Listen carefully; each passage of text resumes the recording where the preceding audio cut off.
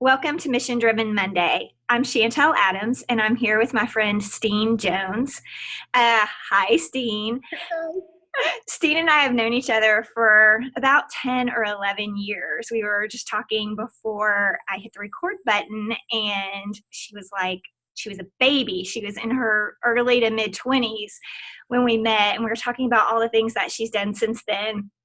So when we first met, she had a company called Colors, and what Colors did was the people that were involved with that trained women who were coming out of second trade industry. They trained them on how to knit and crochet scarves, and they sold them, partnered with some retail outlets, sold them online, and it was a really cool and awesome thing. And I have lots of those scarves still in my closet to this day, and I love to wear them. And she's also written a couple of books. And Steen has this wonderful, beautiful office right outside her home. It's a treehouse, actually, that her husband built. And I might be able to post a picture of that or something. But it's one of those things that if you ever get to visit Steen in person, you need to say, hey, show me the treehouse, because it's pretty awesome. And I would. Yes. So she's married. She has 2 kids who are growing up, and I know that you've had some challenges raising them as well.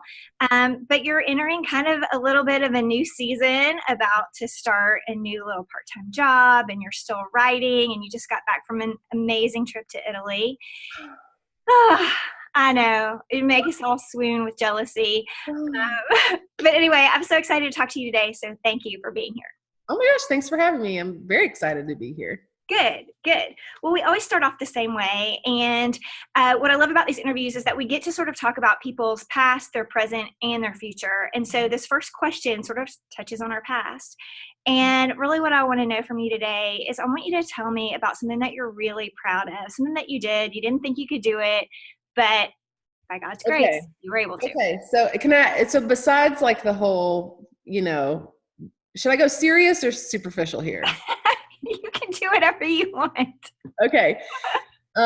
So seriously, you mentioned this before, I got married really young. And so honestly, the fact that I'm still married I'm really proud of that, because a lot of people get married when they're really young. It's difficult, and but they blame it on youth, and they say we were too young. Oh, yeah. It's because that's easy. It's easy. Well, we were babies. We didn't know ourselves. But, I think making the decision to stick with your spouse and growing up, essentially, I was talking to my husband, Andy, the other day, and I'm like, I don't know how to adult without you. Oh, we've been together since we were 17, 18 years old. Yeah. So that, obviously I'm super proud of that. And then obviously my kids, I love my kids, and I'm so proud that they're growing up to be great teenagers, and they're both so kind and joyful and respectful. And it makes me so happy and proud. But then superficially, I am super proud that I actually wrote a book. That's a big deal for me. I'm a short-term project person. I like very quick successes and quick finishes. I don't like to work on something for a really long time. Mm-hmm. And I even built a whole business. The reason we sold scarves was because they're quick and easy, and you can crank them out. We didn't sell blankets. That's too much work. So I'm really proud that I had a story, I wrote it, and I stuck with it and actually finished it. So that, I think, for me is my biggest. Yeah. Well, I think whenever anyone writes a book, it's such a cool thing, because I think probably wherever you go, people are like, oh my gosh, I've always wanted to write a book, right? Yeah. And people always say that. Yeah. And you know how hard it is, because you actually did it. If you really want to write a book, it's about sitting down and actually putting in the work. Yep. And writing the book. Yeah. And I know that when you first started writing the very first book, which is called The Doorkeeper, and it's an awesome story. And just to hear Steen talk about how she saw this door that was just hanging out, on this side of the road, basically, back in this field. And she had this idea brewing, I wonder where that door goes. Yeah. And built a story around that. And so that's a really cool thing. Oh, thank you. It was a lot of fun. Very, very fun. And I highly recommend it. No, I think that's awesome. I love to write, but I don't think that I would ever write an actual book because I have too many friends that have written books and I can see how hard it is. So you have all the inside knowledge. You're like, yeah, no, I'm not going there. No, not going to do that. All right. So let's talk about where you are right now. And so in this season where you are and you're mid 30s, but you're still real hip and cool. And that's a matter of perspective, but sure. Okay. Yeah. Well, I mean, I think you're really hip and cool. And I'm in my mid 40s, so I should know. Tell me, what are you learning right now in this new season? Okay, I've thought about this question, and can I give you two answers? Yes, okay. Absolutely. So the thing I'm learning right now just about people and relationships and things like that is it's interesting to me. This is something that I think we all take for granted, and that's that everyone's going through a season of some kind. And I've always known that my life has always been seasons. Like I'll have seasons of immense, like, you know, joy and happiness and creativity. And then I'll have seasons of difficulty, like, you know, health issues or just all sorts of things. But I'm noticing it more now, and like the patterns, just that everyone's going through a season, and we don't know what their season is, you know. And there's people who I know in my life right now that are going through some of the most difficult seasons of their life, and no one else knows, right? And, you know, and then I'm personally going through one of the most fun, amazing seasons I've ever had the privilege of going through. And just being understanding of that and appreciating it when you have it. And in the moments of the difficult seasons, knowing this won't last forever. It's just a season. We're pretty soon I'll be around the bend, and all of this will be a distant memory. So just being aware of what seasons people are going through around you, and then being really appreciative and grateful during the seasons you're in for what you can learn and gain from them. So that's like the big, broad, like world, like this is what I'm learning about the world right now. Personally, though, I'm learning that something that I never, ever thought possible, and that's that I can do hard things.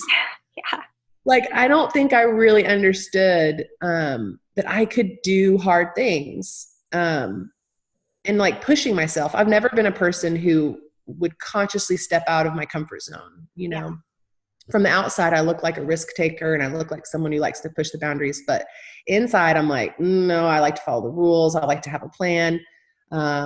If I do take a risk, it's going to be very calculated, you know? And I'm learning that stepping out of that and really like doing something I'm super uncomfortable with has been fun and challenging, and it's made me grow. And so that's been a really new fun thing I'm learning right now.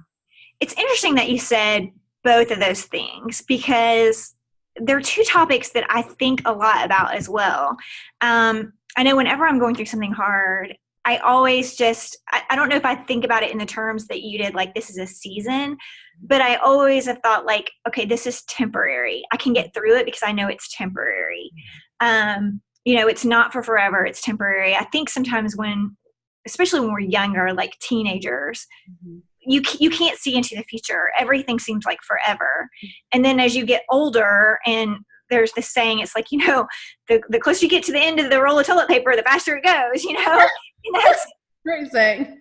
That's kind of like the truth, right? And so you realize that all of these little things, they're so temporary and they go by so fast. And then the fact that you said, you know, I can do hard things, and same as you, I mean, I take calculated risks. I'm not a huge risk taker, but I see people who do those things and I think, oh, I want to be more like them. I want to do that. And it's just a matter of doing it. So a few years ago, I bought a keychain that says on it, do hard things. And every time I would look at that keychain, I would think that, like, I can do hard things. I can do hard things. So I have a funny story, not funny story, but I have something to tell you that helped me. And you can totally try it if you want. I don't know. It's revolutionized my life. So, and this is really funny. There's this guy, his name is Wim Hof. And this is kind of how this started, by the way. I don't want you to, you know, think that I just decided, oh, I'm going to do something hard.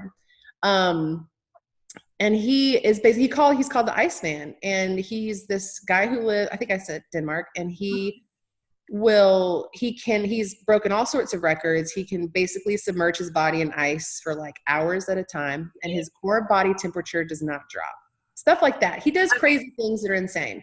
But he talks about how we've basically grown accustomed to being coddled in our bodies, in our wills and all those things. Right.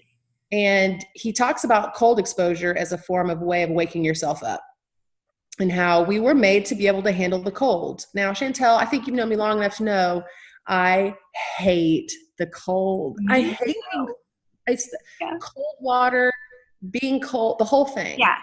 And I don't remember I think I watched a documentary of him, and I'm like, you know what, I'm going to give this a shot. You know, my husband started doing it and just started swearing by it.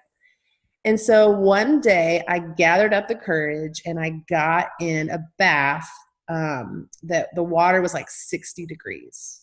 Now, that doesn't sound overtly cold, but you're also talking to someone who, like, when I get in a hot tub, if it's below 100, I'm like, no thanks. Yeah, I know. Come on, like, you know. So and it was something happened when I got in that water, and I didn't like die. I like stayed submerged for like a minute. Something in me was like, oh my gosh, I could if I can do this, like I can do anything. I know it sounds overtly dramatic, but it's like that one small thing, right? And it sort of just jump started. Yeah, it did. And the next time when I needed to do it, or I needed to do something hard, in my head, I had that to fall back on, because like, no, I got in 60-degree water. Like, like I could do X, Y, or Z. And then it kind of started, just spiraling. So it was funny. Like, sometimes you just need that one little thing to prove yourself capable. And then it's like, the sky's the limit. Yeah. I love that. I'll post a link to, you said his name is Wim Hof? Wim Hof. Yeah. It's a rabbit hole. I will warn you. If you Google him or click on, you will, it's crazy. It's so okay. Fun. Well, I will post a link. So if you want to go down that rabbit hole, you can. Sure. All right. So last question. Yeah. And we're going to talk a little bit about your future. So I want you to tell me, Steen, about your aspirational self. When you think about the future you, what does that look like? Well, I'll probably still have my lip ring. I'll have a weird color. I will have some weird hair color. But I am so, in love with what my life looks like right now. I really just hope I have more of the same. I love, my husband and I have been working for a long time, and we're finally getting some financial freedom, and that's kind of opening up for us. And my kids are getting older, and I'm getting to really like enjoy spending time with them. And we just went on a trip, and so my husband and I are able to like do things together and just spend time together. And I'm pursuing passions that I feel like, and talents that I haven't ever really pursued before. And so that's been really exciting and really fun. And I'm kind of hoping it's just more of that, more of the being able to have some adventure, and then have like the comfort of being with my family. And I think for me, like, when it comes to like what I want to be remembered for, I want to bring people around me joy, whether it's working at the church, or writing books that whisk people away to crazy fantasy worlds, or having coffee with a friend. Like, I just want to be remembered as someone who brought joy into people's lives. So that's really kind of all I'm looking for. Yeah, that's good. That's good. I think that you're one of those people you're very curious, right? And so I was listening to this podcast yesterday. It was like Oprah's Super Soul Sunday, but it was with Elizabeth Gilbert, who wrote Eat, Pray, Love. I love her. I know. And she wrote this other book called Big Magic that's all about that book. Curiosity and dreaming. I know, it's so good. It's so good. But she said for years she would go on stages and she would tell people, follow your passion, follow your passion. She said, and then one day I got this message after giving that message. And this woman said, you made me feel worse about myself than I've ever felt in my entire life. And she was like, what? what? And she realized, like, there are some people who have one passion that they had from the beginning of time, like as 5-year-old, like maybe you always wanted to write a book. That was the thing that you just couldn't wait to do, that you were going to do that your whole life. And so you've been, since you were 5, just writing down stories, or, maybe there's somebody who wanted to be a dancer or even a teacher or anything like that. She said, but for most people, that's not the path. Like, the path is following their curiosity, and they do 100 different things. And ultimately, they find these multitude of things that bring them joy and that bring other people joy, and that's the goal. It's not necessarily like following your passion. There are some people who don't have a passion, but they have this curiosity to know more about the world and to dream more in the world, and that is what's important. I feel like that's what you're doing. Oh, thank you. That's a very nice thing to say. Well, this has been a great conversation. So thank you for joining me today. Thank you for having me. It was fun. Thanks, Steen. I hope that all of you enjoyed this episode of Mission Driven Monday, and that you'll join me again next week for another fun guest. Thanks.